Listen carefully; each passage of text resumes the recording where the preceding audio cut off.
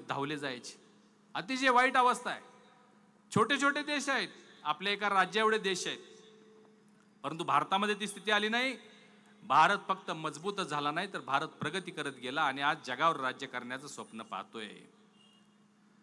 आणि म्हणून आपल्याला ही निवडणूक युवक मित्रांनो खूप गांभीर्याने घ्यावी लागेल. कारण आपल्या समोर या निवडणुकीमध्ये दोन पर्याय आहेत. एकीकडे असणारी आपली महायुती आणि समोर असणारे महाविकास आघाडीचे सरकार. कृष्णराज महाडिकांनी सांगितली वस्तुस्थिती आहे. 2019 मध्ये एक अनैतिक अनैसर्गिक सरकार महाराष्ट्रामध्ये कार्यरत झालं आणि तो 2.5 वर्षाचा कार्यकाल आठवून बघा. फार लांब जाण्याची 2.5 वर्ष महाविकास आघाडी आणि 2.5 वर्ष महायुती एवढं जरी आपण बघितलं तरी आपल्याला बास आहे, आपल्याला समजून जाईल सगळं. महाविकासाच्या काळामध्ये आपण पाहिलं जेवढे काय 2014 ते 19 माननीय देवेंद्र फडणवीस जी मुख्यमंत्री असताना केलेले सगळे प्रकल्प, जेवढे काय प्रकल्प होते, जेवढे काय विकासाचे योजना होत्या त्या सगळ्या बंद करण्यात आल्या, ठप्प झाल्या. आणि म्हणून महाविकास आघाडी सरकारला स्थगितीचं सरकार म्हणून संबोधलं जाऊ लागलं. कोविडच्या कालावधीमध्ये रोज पेपरला भ्रष्टाचाराच्या बातम्या, भ्रष्टाचार, डेड बॉडीच्या बॅगमध्ये भ्रष्टाचार, टेंटमध्ये भ्रष्टाचार, खाऊमध्ये भ्रष्टाचार, औषधामध्ये भ्रष्टाचार, म्हणजे भ्रष्टाचारी सरकार म्हणून त्याच्याकडे पाहायला गेलं. आणि वरती जाऊन याच्या 2 मंत्री महाविकास आघाडीच्या काळामध्ये जेलमध्ये गेले. नैतिकता म्हणून आपल्या सगळ्यांना माहिती आहे, एखादा आरोप जर एखाद्यावर झाला तर तो मंत्री राजीनामा देतो आणि तो सांगतो लोकांना की जोपर्यंत माझ्यावरचे आरोप सिद्ध होत नाहीत तोपर्यंत मी पद स्वीकारणार नाही, मी यातून निर्दोष झालो की मग मी हे पद स्वीकारेन. परंतु महाराष्ट्रामध्ये महाविकासाच्या काळामध्ये असं घडलं नाही. दोन्ही मंत्री जेलमध्ये 1-2 वर्ष राहिले, राजीनामे दिले नाहीत. ते मंत्रालय कसं चाललं असेल तुम्ही विचार करा. आपल्याला माहित आहे मंत्री सर्वसाधारणपणे आठवड्यातले 4 दिवस म्हणतात, कॅबिनेट निर्णय असतात, परंतु 2 वर्ष जेलमध्ये असून सुद्धा हे राजीनामे दिले नाहीत. आणि अशा पद्धतीचे एक घोटाळेबाज सरकार झालं. त्यामध्ये थोडासा माझा हिस्सा आहे, म्हणजे खारीचा. तुमच्या लक्षात असेल 2022ची माझी राज्यसभेची निवडणूक, अशक्य कोटीतली निवडणूक, माननीय देवेंद्रजी फडणवीस यांच्या रणनीतीमुळं या राज्यामध्ये न होऊ शकणारी, अशक्य असणारी गोष्ट घडली आणि धनंजय महाडिक राज्यसभेवर 3रे खासदार म्हणून निवडून गेले. आणि मग तिथून याला सुरुवात झाली आणि 10 दिवसामध्ये राज्यामध्ये सरकार बदललं, महायुतीचं सरकार आलं. बंधूंनो, महायुतीच्या सरकारमध्ये आपण पाहिलं या 2.5 वर्षामध्ये सन्मान्य मुख्यमंत्री आणि उपमुख्यमंत्री महोदयांनी अनेक बंद पडलेले प्रकल्प सुरू केले, अनेक योजना आणल्या, अनेक नवीन प्रकल्प आणले. समृद्धी महामार्ग झाला, अटल सेतू झाला, कोस्टल रोड झाला, कोल्हापूर पंढरपूरचे तुम्ही रस्ते बघताय, आपण पंढरपूरला जातो 6 लेन झाले, कोल्हापूर रत्नागिरी रस्ता झाला, संकेश्वर बांदा रस्ता झाला, कोल्हापूर सातारा, अनेक प्रकारे इन्फ्रास्ट्रक्चर डेव्हलपमेंट झालं. कोल्हापूरचं विमानतळ झालं, कोल्हापूरचं रेल्वे स्टेशन झालं, कोल्हापूरला 100 इलेक्ट्रिक बसेस मिळाल्या.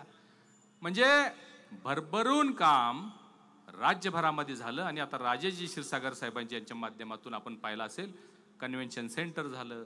या राज्यामध्ये, या शहरामध्ये आता मोठं स्टेडियम आणण्याचा त्यांचा प्रयत्न आहे. अनेक प्रकारे माननीय मुख्यमंत्री महोदयांनी महायुतीच्या सरकारनं या कोल्हापूरला आधार देण्याचं काम केलेलं आहे. आणि हे सगळं आपण पाहतोय. अनेक लोक कल्याणकारी योजना, मुख्यमंत्री लाडकी बहीण योजना, मुख्यमंत्री लाडका भाऊ योजना, सिलेंडरची योजना, शेतकऱ्यांना 7.5 HP पर्यंत मोफत वीज बिल त्यांचं 0 बिल केलेलं आहे. राज्यामधल्या सर्व शेतकऱ्यांना, बऱ्याच शेतकऱ्यांना आता 6,000 रुपये केंद्र सरकार देतो तर राज्य सरकार देतंय. राज्यातल्या सर्व मुलींना उच्च तंत्र शिक्षण मोफत. देशामध्ये अशी कुठेही योजना नाहीये. कसल्याही पद्धतीचं शिक्षण असो, BBA, MBA, MBBS, engineering, architecture, जे काय तुम्हाला शिकायचं असेल ते सगळं मोफत देशात कुठेही नाही. ते आज महाराष्ट्रामध्ये आपल्या महायुतीच्या सरकारने केलं. आणि आपण सगळं पाहतोय. या सगळ्या लोक कल्याणकारी योजनाचा लाभ आपण घेतोय. बांधकाम कामगारांसाठी योजना आहे, विश्वकर्मा योजना आहे. एकीकडे स्थगिती सरकार, भ्रष्टाचार सरकार, घोटाळेबाज सरकार, फेसबुकवर चालणार सरकार, आणि एकीकडे रस्त्यावर चालणारं सरकार. रस्त्यावर जाऊन उतरून तुम्ही बघा, अनेक प्रसंग आहेत. मुंबईजवळ एकदा अपघात झाला, लँडस्लाईड झालं, पूर परिस्थिती, पावसामुळं एक गाव पाण्याखाली गेलं, एक गाव त्या लँडस्लाईड मध्ये गेलं. मुख्यमंत्री महोदय 1 तासामध्ये त्या ठिकाणी पोहोचले होते. 1 तासामध्ये. कुठले मुख्यमंत्री जातात? तुम्ही बघितलं असेल, दुष्काळ पडला, अजितदादा त्या ठिकाणी पोहोचतात, अतिवृष्टी झाली, पूरबाधा झाली, फडणवीस साहेब त्या ठिकाणी पोहोचतात, मुंबईमध्ये आग लागली, सीएम साहेब तिथं पोहोचतात. म्हणजे किती संवेदनशील हे सरकार आहे, कारण हे सरकार लोकांचं आहे, तुमचं आहे, आमचं आहे. हे सगळं आपण पाहतोय आणि म्हणून आपल्यात एक संघपणे आपण काम करतोय आणि महाविकास आघाडीमध्ये कसलाही ताळतंत्र नाही. कोण होणार, कसं होणार, पुढे कसं चालणार, उमेदवारी ठरवण्यावरून किती दिवस त्यांचा वाद चालला होता, हे सगळं आपण पाहिलेलं आहे. आणि आता सुद्धा मुख्यमंत्री पदासाठी रेस चालू आहे. प्रत्येक पक्ष म्हणतोय आमचाच होणार, सगळेजण बाशिंग बांधून बसलेले आहेत. लोक संभ्रमित आहेत, काँग्रेसचेच लोक संभ्रमामध्ये आहेत की काय होणार, कोण होणार, तू का मी, एकमेकाचे पाय वडायचं काम चालू आहे. असो, हे आपल्याला सगळ्यांना जाणून घेण्याची आवश्यकता आहे. बंधूंनो, हा महाराष्ट्र कुणाचा हे जर विचारलं तर एक शब्दामध्ये आपण सांगू शकतो की हा महाराष्ट्र छत्रपती शिवरायांचा आहे म्हणून. एक शब्दामध्ये, एका वाक्यामध्ये, दुसरं काय सांगायची गरज नाही. परंतु तुम्ही बघितलं असेल, काही दिवसापूर्वी बावड्यामध्ये छत्रपती शिवरायांच्या पुतळ्याचं उद्घाटन झालं. कोणाच्या हस्ते झालं? काँग्रेसचे राष्ट्रीय नेते राहुलजी गांधी यांच्या हस्ते झाले. आम्हाला काय हरकत नाही, ते त्यांचे नेते आहेत, पुतळा त्यांनी केला, त्यांच्या हस्ते उद्घाटन करायला. परंतु आमचा आक्षेप एवढ्यासाठी आहे की छत्रपती शिवाजी महाराज हे हिंदू, आपलं पण त्याला देव मानतो आपण, हिंदू देवता मानतो आपण, हिंदवी स्वराज्याचे ते संस्थापक आहेत. म्हणजे हिंदूंचा तो राजा असताना ज्या हिंदूंच्या बद्दल राहुलजी अनेक वेळा हिंदूचा अपमान करतात. तुम्ही सभागृहामधलं सगळ्यांना भाषण लक्षात असेल. स्वतः राहुल गांधी सभागृहामध्ये व्यासपीठावर म्हणले की हिंदू म्हणजे हिंसा, हिंसा, हिंसा, हिंदू म्हणजे असत्य, असत्य, असत्य, असं म्हणणाऱ्या व्यक्तीला, म्हणजे हिंदू द्वेषी व्यक्तीला, परवा तुम्ही एका टीव्हीमध्ये बघितलं असेल की स्वतः त्या वर्षा गायकवाड छत्रपतींचा पुतळा त्यांना देत आहेत आणि ते पुतळ्याकडे बघून तोंड इकडे केलं. म्हणजे सातत्यानं छत्रपतींचा अवमान करणाऱ्या व्यक्तीच्या हस्ते त्याचं तिथं शिवरायांच्या पुतळ्याचं उद्घाटन केलं. ठीक आहे, परंतु मला तुम्हाला प्रश्न विचारायचा आहे, राहुल गांधींनी ते पुतळ्याचं उद्घाटन केलं, आपण कधी छत्रपती शिवरायांचा पुतळा बघितला, फोटो बघितला की आपण नतमस्तक होतो, आपण हात जोडतो, आपण मुजरा करतो, आपण नमन करतो. परंतु राहुल गांधींनी बावड्यातल्या उद्घाटन झालेल्या छत्रपती शिवरायांच्या समोर हात जोडलेला फोटो कोणाकडे आहे का हो? पाहिलं का तुम्ही? त्यांनी हात जोडलेले, हात जोडले नाहीत, त्यांनी नमस्कार केला नाही त्यांनी शिवरायांना. अशा व्यक्तींना तुम्ही इथं का आणता? कशासाठी त्यांच्या हस्ते उद्घाटन करता? कशासाठी आपल्या धर्माचा अपमान करता? हा माझा सवाल या सगळ्या व्यक्तींना आहे. बंधूंनो, माझ्यावर सुद्धा गेले काही दिवस ते महिलांचा अवमान केला, महिलांचा अवमान केला, महिलांचा अवमान केला. हे का व्हायला लागले तुम्ही लक्षात घ्या. कारण काँग्रेसकडे विकासाचे मुद्दे नाही आहेत, त्यांना विकासाबद्दल सांगता येत नाही, त्यांचा कोणताही अजेंडा नाही. म्हणून अशा पद्धतीनं काय होते का शोधण्याचा मार्ग त्यांचा सुरू आहे. काय वस्तुस्थिती होती हो?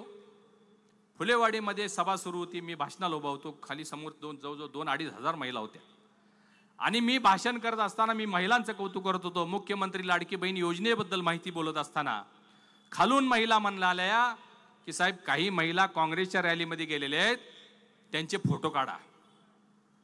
आता मी बोलताना बोलून गेलो किंवा ठीक आहे, अशा काही महिला जास्त असतील तर त्यांचे फोटो काढा. दुसऱ्या महिला म्हणल्या की साहेब, काही महिलांना अजून लाभ मिळालेला नाही आहे. मी म्हणलं ठीक आहे, अशा काय असतील तर त्यांची नावं घ्या, त्यांची व्यवस्था आपण करू. परंतु त्या माझ्या व्हिडिओचा असा अर्थ काढला गेला की धनंजय महाडिकांनी महिलांना धमकी दिली, महिलांचा अवमान केला, त्यांचा बंदोबस्त करतो, हे बंटी पाटील म्हणतात. धनंजय महाडिक म्हणतात की महिलांचा बंदोबस्त करतो म्हणले. असं माझं वाक्य आहे का? तुम्ही व्हिडिओ ऑनलाईन आहे, बघा, चेक करा. मी म्हटलो व्यवस्था करू, व्यवस्था करू म्हणजे त्यांना लाभ देण्याची व्यवस्था करू. परंतु त्याचा अपप्रचार एवढा केला सगळा. मला आश्चर्य वाटतंय की काय यांची मला कीव येते की महाडिक परिवाराबद्दल, महिलांच्या सन्मानाबद्दल ह्यांनी बोलावं. अहो, आमच्या घरातल्या महिला अजून आमच्याकडे आहेत, आम्ही म्हणजे आमच्या आहेत अजून, तुम्ही महिलांच्या बद्दल सांगता. याच बंटी पाटलाने कलेक्टर ऑफिसच्या दारामध्ये आपल्या सगळ्यांचा मान सन्मान असणारे छत्रपती शाहू महाराजांच्या सुनेला अर्वाच्याने अश्लाघ्य भाषेमध्ये ते बोलले. दम नाही का, काय काय बोलले, म्हणजे वाटल ते बोलले, म्हणजे आपण बोलू नये एवढा मोठा अपमान केला. बंधूंनो, मी ज्यावेळी बोललो त्याचा तिने अपप्रचार सुरू केला. 1 मिनिटामध्ये मी माफी मागितली, 1 मिनिटामध्ये दिलगिरी व्यक्त केली. तुमच्या लक्षात आहे, मी चॅनलवाले बोलवले, मी चॅनलवाल्यांच्या समोर बोलवलं आणि सांगितलं की बाबा चुकून हे हास्य म्हणजे चेष्टा मस्करी सुरू होती आणि या चेष्टेमध्ये हे वाक्य गेलेलं आहे. तरी सुद्धा कुणाची मनं दुखवली असतील तर ती माफी मागतो, दिलगिरी व्यक्त